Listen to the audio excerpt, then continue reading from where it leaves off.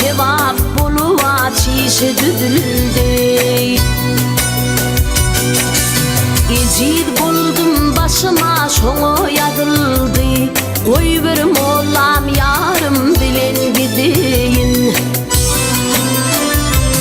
Ecid buldum başıma şoňa ýazyldy.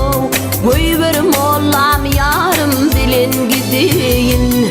Koy bir ahun yarım bilen gideyin.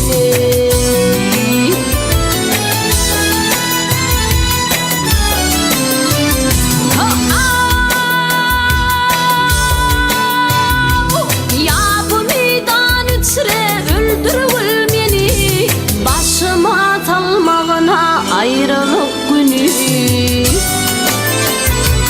kıyametlik atam demişsin teni.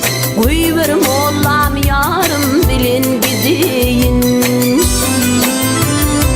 Kıyametlik atam demişsin teni. Koy bir mollam yarım bilen gideyin. Koy bir ahun yarım bilen gideyin.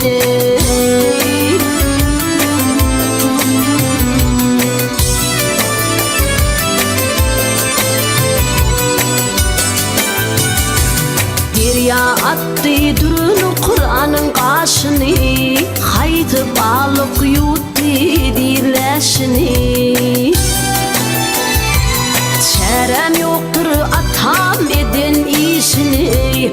Koy bir mollam yarım bilen gideyin. Çarem yoktur atam eden işini. Koy bir mollam yarım bilen gideyin. Koy bir ahun yarım bilen gideyin.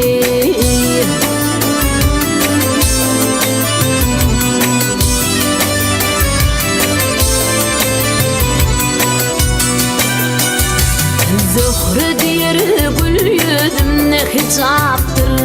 Işk pervazi boluva bağrım kebaptır. Bu ayrılık ölmegime sebeptir. Koy bir mollam